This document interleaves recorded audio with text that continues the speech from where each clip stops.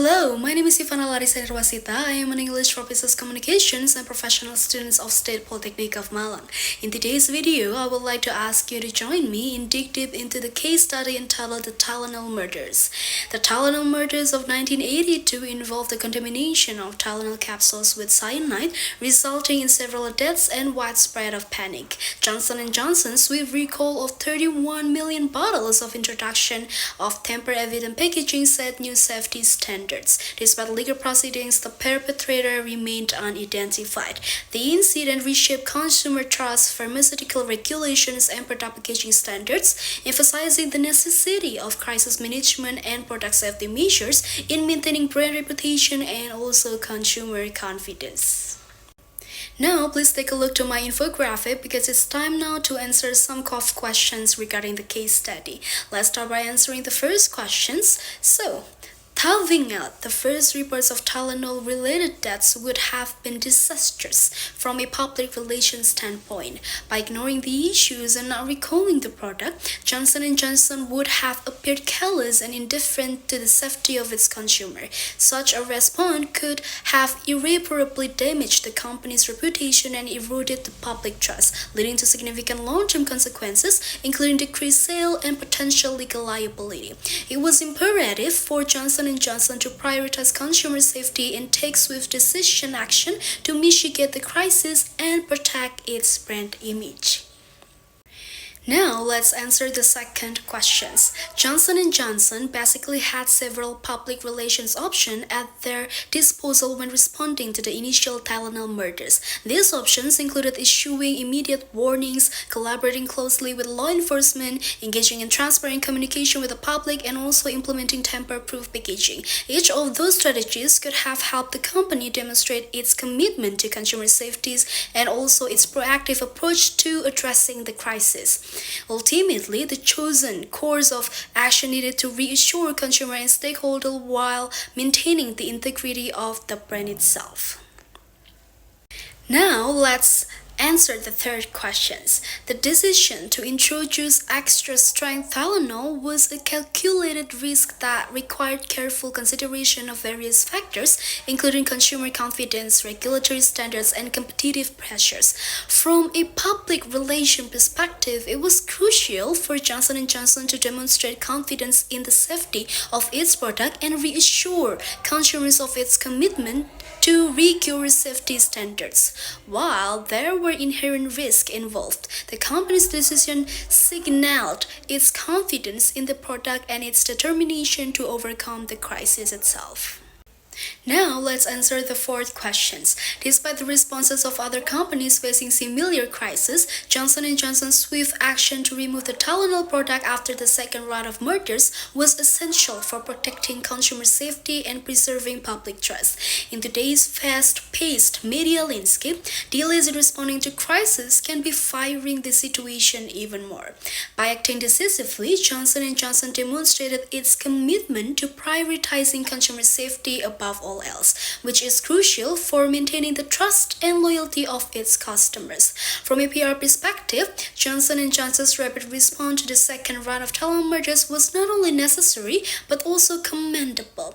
It exemplified the principle of crisis communication, including transparency, accountability, and also consumer centricity. By prioritizing public safety and demonstrating a willingness to take decisive action, Johnson & Johnson's reinforced its reputation as a responsible corporate citizen and safeguarded the trust of consumers, which is paramount in today's highly competitive marketplace. Next, let's answer the fifth questions. The handling of Tylenol crisis by Johnson & Johnson's offer valuable lessons for crisis management and public relations professional. It underscored the importance of transparency, swift actions, and also open communication in mitigating the impact of crisis on brand reputation. By prioritizing consumer safety, taking responsibility, and also implementing proactive measures, company can navigate crisis more effectively and emerge stronger in the eyes of the public. From a PR perspective, the handling of the Tylenol crisis serves as a blueprint for effective crisis communication strategies. The emphasis on proactive action, transparent communication, and consumer centricity resonates with best practices in crisis management. By learning from Johnson & Johnson's approach, PR professionals could better prepare for and also navigate crisis, safeguarding the reputation and trust of their organization in the face of adversity. Let's move on to the sixth question. So, the media environment during the Thailand crisis was vastly different from today's landscape, characterized by traditional forms of communication such as newspaper, television, and radio. In today's digital age, the spread of information is instantaneous and widespread, posing new challenges for crisis communication and reputation management.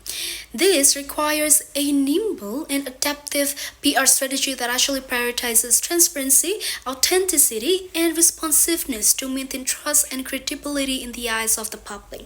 Companies must be prepared to respond swiftly to emerging threats and effectively manage the narrative across various online platforms to maintain public trust and confidence.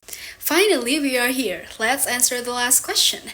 Johnson & Johnson Tylenol website serves as a crucial platform for communicating with consumers and also demonstrating its commitment to their safety and well-being. Sections such as care cards, house call, and frequently asking questions provide valuable information and resources to address consumer concerns and inquiries. In the event of new health scares, the website would be instrumental in disseminating timely updates, safety information, and guidance to the public, reinforcing Johnson & Johnson dedication to transparency and also consumer-centric values. From a PR standpoint, this transparent communication is crucial for maintaining trust and credibility with consumers. During a crisis, such as a health scare or product recall, or maybe timely and accurate information is essential to reassure the public and demonstrate the company's accountability. By utilizing its website as a central communication channel, Johnson & Johnson can control the narrative, address concern promptly, and also provide guidance on how consumers could stay safe. In conclusion, the Tylenol Murders underscore the vital role of swift crisis management and transparent communication in safeguarding brand reputation. Johnson & Johnson's prompt recall and implementation of tamper-proof packaging demonstrate the importance of prioritizing consumer safety. This event serves as a reminder for companies to prioritize public trust and proactive measures during crisis to maintain credibility and confidence. So, what do you think? Do you have another opinion? Please leave it in the comment section below. And I think that's all from me. Thank you so much for watching this video until the end. And hopefully from this video you could learn how PR could handle the sort of problem that appeared in this case study.